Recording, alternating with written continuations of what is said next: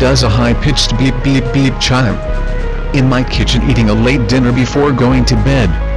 Hear a door open and then the home thing go beep beep beep, but it definitely sounds like it came from outside. I'm sitting right by the back door, so I go check the front door. The front door has a screen door, a wood door that leads to a small entry room, then a second door inside that leads up the stairs into the house. These are loud-ass old doors. Did not hear screen door open, did not hear main door close, did not hear second door open. The door is still double locked, no other doors are opened, nobody is standing outside. Okay, maybe it was the neighbor's door, maybe they have the same system. Hear it again, sounds like it's coming from outside the front of the house. Look out the window. Looks like a deer is crawling on the yard with its belly to the ground. Stands up on its back legs. Makes the door opening / beeping sound with its head raised up to the air. It is not a deer. It looks like a guy with deer legs, too dark to see what the fuck is going on. I'm home. What the fuck dog gif? I'm home. Sounds like a dog barking I'm home while trying to vomit. Starts galloping away across the street. Beep beep beep. Starts shaking. It's raining out at the time. The thing opens its mouth and holds its head up. Thing starts digging furiously at the grass across the street with its front arms / legs / things. Puts head near the hole, like it's looking inside. Keeps walking down street. Beep beep beep, I'm home. Puts head back to drink rain. Digs a ground. Keeps doing this down the block before galloping away down Division away from the city. I do not live in a rural area. The deer population typically stays down towards Melrose Park off of Thatcher by the river. I live just outside of Chicago, literally a block west of the city limits. I have never seen anything like this or heard of anything like this. I am fucking shitting myself right now. I was going to post this story on /b/ but I avoid /b/ like the plague unless I'm bored. It's summertime and I just get memed on left and right, and this seems more paranormal than anything else. I've been googling for similar stories and trying to find some sort of typical scientific explanation for this sort of thing, but I can't even find any sort of similar story. My instinct is crazy homeless guy, but its legs bend back like a deer's. It was not built like a human being, and it was definitely not wearing clothes and looked like it had a full body of fur. I don't use drugs, I was not tired, I was 100% lucid, and I'm fucking horrified. Please say there is a common explanation for shit like this.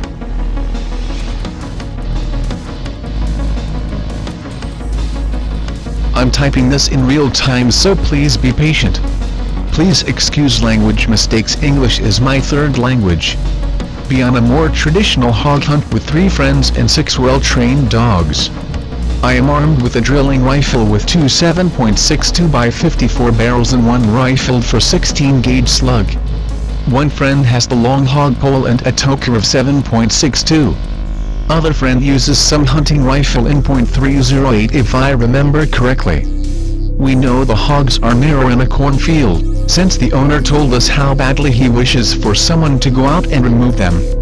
We agree that we can hunt and if necessary camp on his property if we try to decimate or eradicate the hog population around his field. Fuck yeah. The day has come. We arrived on the farmer's property and set up camp, as it is inconclusive if we will be able to corner the hogs during the first day. As soon as we park the cars on a clearing near the east end of the damaged field, I look over to the other car which transports the then suddenly quiet down. Think nothing of it, as dogs in packs can be a little impulsive sometimes. We start to unpack. The dogs are put on 30-meter leashes under their own tarps in groups of 2. They know from previous trips how to manage the long leashes without becoming too tangled. Usually they move around wildly sniffing everything, but know well enough they have to take the same route back to the tree they are tied to in order to not become tangled to another tree's stem or other vegetation. This time, however, they do not move from the tree. They rest under it, waving their heads around, being really still and quiet. My 2 friends become worried that something might have been wrong with the food we gave them a few hours ago. We check out the dogs for a bit, talking to them. They seem calm but extremely cautious, almost submissive, not submissive in the way they would be towards us but submissive and cautious as if they had newborn. Since it's already 4 p.m. one of my friends and me decide to patrol two sides of the field for a short time while my other friend prepares a butchering corner in the camp and begins to make a meal for all of us. The field or cluster of fields are about 2 by 4 kilometers with forest on two sides, grassland on one and a highway on the other. Our camp is positioned at one of the field's short sides opposite of the highway and in between the grassland and forest. We follow one side of the field along and into forest since that is where hogs probably retreated to. We walk about 6 kilometers looking for tracks and find quite a lot of them. Lots of hogs. Gif. The outer corners of the field are fucked up from hog rampage and the soil is turned over in many places. This gun be good. The more of such places we find the more our hopes diminish. They all look older than a week. No freshly turned soil, no fresh shit. Pretty close to the farm we follow a track about 200 m into the woods where it ends abruptly in a ditch that's filled with insane amounts of hog fur and some shreds of intestines. Almost no blood, only single drops in a few places. The fur is in clean and orderly chunks held together by skin residue, not ruffled, not bent. My friend points out that someone must have shot at least 2 of the animals and tried to skin them right here without adequate tools, maybe out of fear of being caught poaching. We take notes on the situation and decide to leave it as it is, then we head back to camp around the field again but zigzagging 100 to 200 meters besides it in the forest, looking for the largest and most established trails we can find. Some trails are found but they are all old ones with fresh and dead flora covering them almost entirely. None of them show signs of recent usage. Our hopes begin to drop a bit. We decide to take another walk with a freshly washed dog in the morning so its stench does not protrude too far and warn the wild animals. Upon reaching to camp we are greeted by a bewildered-looking friend number 2. He comes towards us, points at the dogs. The dogs lay in a coil together, heads on the ground appearing sickly. We try to give them food, they shy away from it. We try to separate them from each other, they resist, so we conclude something must have been wrong with their first meal and we must watch them closely overnight. Maybe it will be better in the morning. With nightfall we drink and eat but the situation is tense, the dogs worry us and we see our hunting trip fall apart in front of our eyes. We decide to keep watch on the dogs in turns and lengthen the night to compensate our sleep deficit. I have the second watch. Staying awake for 3 hours after already having slept for 3 hours is a fucking nightmare. I drink about half a liter of coffee and begin to read. Get woken up by a succession of ear-ringing loud bangs. A short pause. Then a really loud and really fucking close bang right to my side above my head. I bolt to my feet as my own flashlight that has fallen to the ground still shining from when I was reading blinds me in my prone position. I go for the knife on my belt. At the same time it pops to my conscience that the bangs were 7.62 by 25 bangs for sure. Even though I cannot see anything but the bit of ground in front of my flashlight I calm down knowing only my friend could have fired a stoker of which he kept in the sleeping bag. I take a deep breath and quickly reach to my flashlight to turn it off. In that moment I realize the fire is out. Completely out, not even glowing anymore. It was fully ablaze when I fell asleep no more than 1 hour ago. Before I can catch my breath I feel a hand being placed softly on my shoulder from behind and hear my friend number 1's voice whisper. 2 or 3 humans with guns, they took pot shots at us from a distance. Be still, get your drilling from the car. As I reach the car crouching I encounter friend number 2. Friend number 2 gets beside me swearing under his breath. He is naked. He is dragging something. I don't understand what he is doing. He is unarmed but has his arms full with something I can't identify in the dark. He whispers, "The dogs, man." "What about the dogs?" I ask, "Where are they? Why didn't you lead them here? They are gone and on." He presses the coil into my arms and I realize what it is he was holding. The ends of 180 meter of leash. The leashes are coiled up into a ball. What the fuck? I don't know, they must have stolen them. Didn't hear any barking before the shots. I get my drilling and start loading it. Friend number 2 begins loading his hunting rifle as well. Friend number 3 comes to the car asking about the dogs. We tell him they are gone. He wants hard as fuck, begins grabbing his 2 preloaded mags from the pack in a hurry. We sprint 10 meters into the field and throw ourselves on the ground. Lie there waiting. More than 2 hours later, the sun behind the horizon begins to light up the sky.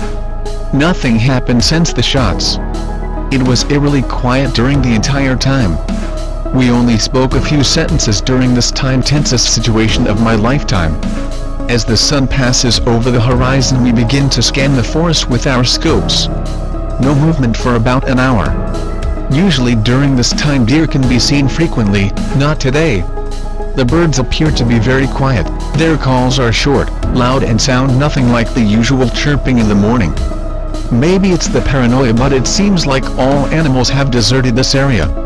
We decide to go look for tracks or prints on the ground, over myself for not having driven my ex-military Mercedes Wolf with the phone in it. The tarps are on the ground, strings torn from the trees, the ground is covered in fur in all different colors, there is very little blood, maybe not even enough for one bled out dog. A thought rushes through my mind, back and forth, even though the leashes are severed and the tarps are torn, the ground looks orderly except for the fur scattered everywhere, the grass is flat but not in disarray, there are no claw marks in the earth, there is only dog fur. Then I see it. A large sheer flap of skin, with very little fur on it, plastered to a tree at head height. Upon closer inspection the fur appears to have been pulled out of the skin. A feeling like ice water runs down my back. I turn my head to take a look at my friends. We are staring at each other quietly in awe and disgust. It dawned on us that our dogs may not be alive anymore at all. We stand there speechless for what feels like eternity. One of my friends takes a breath like preparing to speak but does not say a word. I take his job by speaking out. We must go look if we find them. Friend number 1 suggests that friend number 2 drives back to the nearest village to alarm the police and return with them, while friend number 1, his Tokarev and myself with e-drilling must go and follow the trail of fur and blood drippings ASAP. Friend number 2 leaves his hunting rifle for friend number 1 and we hurry to load all necessary equipment into his car. We watch him drive off and turn to look for a track from the dog's camp. Some fur is scattered into the direction of the woods, pieces of hair here and there tell of some dog or dogs being dragged into the bushes. We follow the hair. After a few hundred meters, pieces of fur become more and more scarce, but something seems to be dragged over the ground as well. Not like someone dragged 6 dogs, more as if someone carried the animal with one of its limbs on the ground, inconsistent, hard to see and hard to follow. After having walked for about 2 kilometers we cannot find any continuation to the track. We go in different directions to inspect the close vicinity. At first I find nothing, then for again, a small bush of it at the foot of a tree. More hair on the tree's stem. More by accident than by intention. I lift my head. The shock I get from what I see is so bad it almost knocks me to the ground. In the tree, obscured by some lower branches, I can see a bag of fleshy substance and color. It's not tied to the tree but simply flung over the branch.